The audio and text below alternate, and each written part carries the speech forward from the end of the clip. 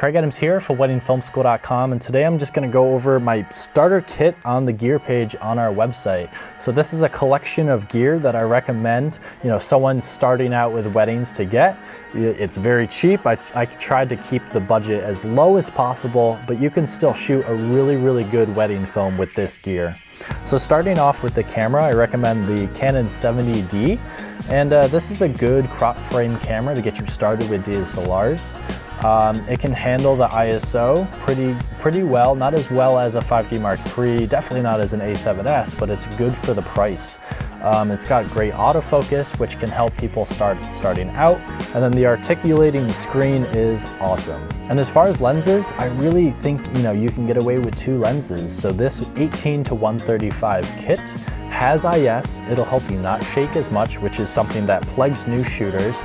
And it'll be a lens that you can keep on for most of the day. During prep, if something is happening quick, you can use the zoom to just cover it from where you are instead of having to switch out lenses or figure out what you should do with the different lenses you have. And then the 135 with a crop is good enough for a ceremony. You can get some tight shots, you can shoot the speeches and not, have to struggle with just the 50.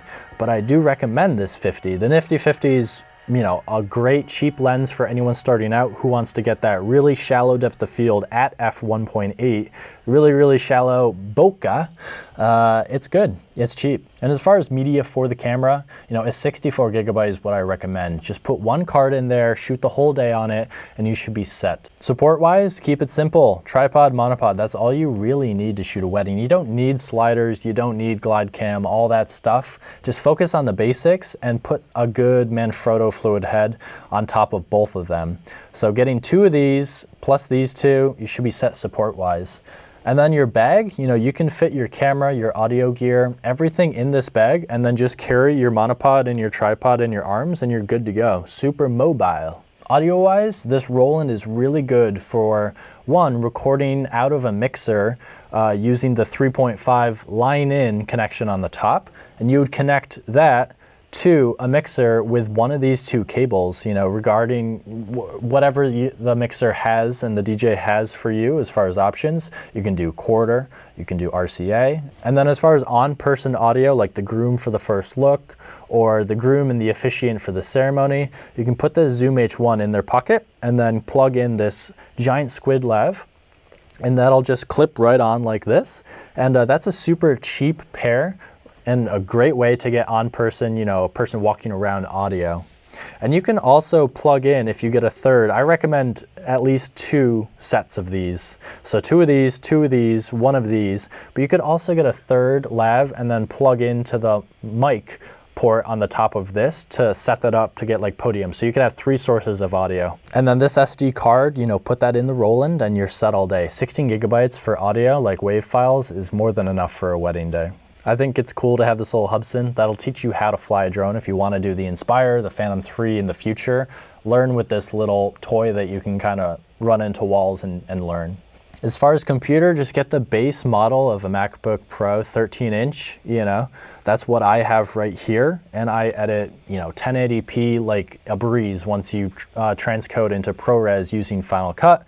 And then I also use Photoshop and After Effects on this computer. You can edit whatever you want on this. Maybe a little tricky on 4K, but we can get to that in the future. You can edit off the hard drive on the computer if it's solid state. That'll be the fastest. But if the project file is like 200 or 300 gigabytes, you can transfer it over to this portable drive connected with USB 3 and then try to edit off of that. And then I recommend backing up on at least one or two of these 4 terabyte drives, just so you have redundancy in case anything happens, and you'll start to archive these projects and need some space. As far as batteries, get rechargeable. That way you can just use them and then recharge them and know that your battery's full when you put them in the Zoom H1 and the Roland. Both take AA's, so get that. And as far as media, this SF SD card reader is what you're gonna need, for the rest of your shooting. You can use it for years. And I always recommend this vinyl. It's such a simple little accessory, but you can put your audio stuff in there, keep it secrets, keep it safe. So that's it. That's really basic. I'm not sure what the total package price for all of this is,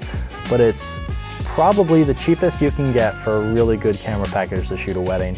So if you have any ideas, things that you'd want to add to this package, or just ideas for what you want me to shoot next for the channel, let me know in a comment below. Upvote it and I'll check it out. But until then, thank you for watching. See you.